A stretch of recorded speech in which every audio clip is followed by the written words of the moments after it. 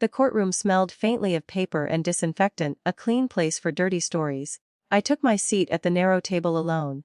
Across the aisle, my parents sat shoulder to shoulder, my sister beside them. My husband, no, not mine anymore, holding her hand as if that had always been the plan. No one looked at me when I arrived. That was familiar. What was new was the confidence with which they avoided my eyes, like the verdict had already been agreed upon over dinner. I kept my coat on. The room was warm, but I wanted the weight. When the clerk called the case, my sister squeezed his hand and leaned forward. She looked practiced. Not nervous. Prepared. The baby wasn't there.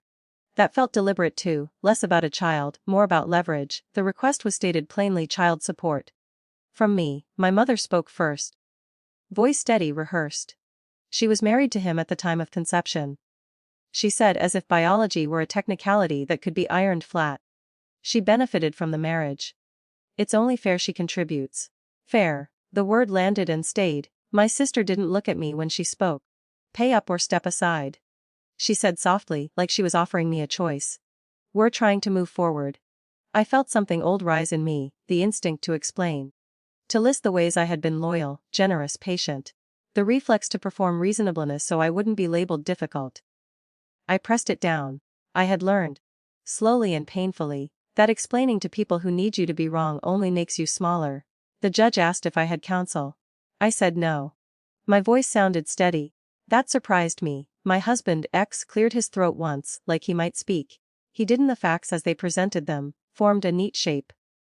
Marriage, household, shared resources, a pregnancy that happened.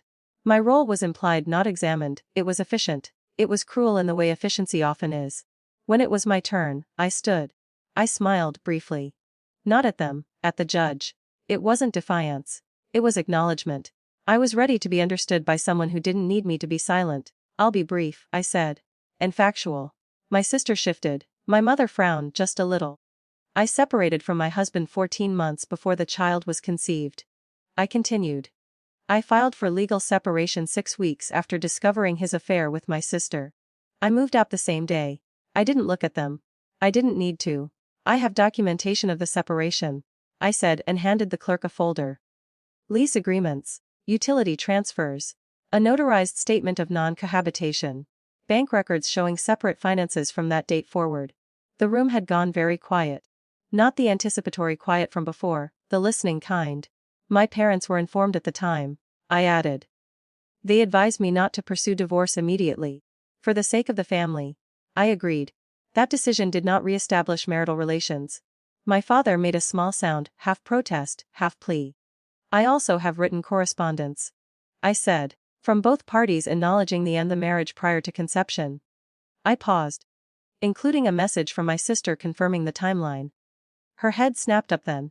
That's not. The judge raised a hand. She stopped. I felt my hands shaking. But my voice didn't. That felt important, like proof. I am not the child's legal or biological parent, I said. I have not represented myself as such.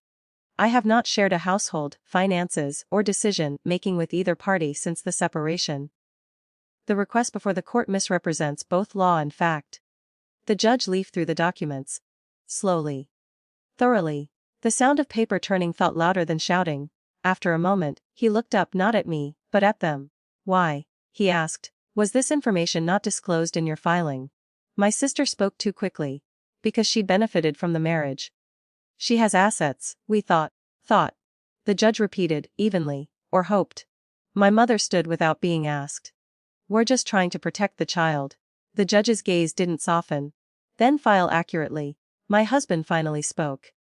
I didn't think it mattered, he said, staring at the table. We were still legally married. That is not the standard, the judge said. And you know it. He turned to me then.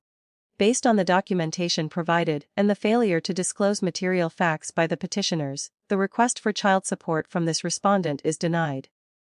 Denied. The word was small, precise, final. My sister's composure cracked, not theatrically, but sharply. You can't just she owes. The judge cut her off. This court will not be used to redistribute responsibility by misdirection. He looked at my parents. Sit down. They didn't argue. They looked stunned, like people who had rehearsed a different ending. I gathered my papers. My hands had stopped shaking. As I turned to leave, my mother called my name. It wasn't an apology. It wasn't anger. It was confusion, the sound of a story collapsing without a replacement. I didn't answer. Outside, the hallway was bright with ordinary noisy footsteps. Murmurs, a vending machine humming. Life unbothered. I stood there for a moment, letting it settle. Not relief exactly. More like a door closing gently, but firmly, behind me. The family I lost wasn't lost that day. It had been gone for a while. What ended in that room was the assumption that I would carry their consequences. Because it was easier than telling the truth. I walked away with less than I came in with. And with something I hadn't had in a long time, my name intact.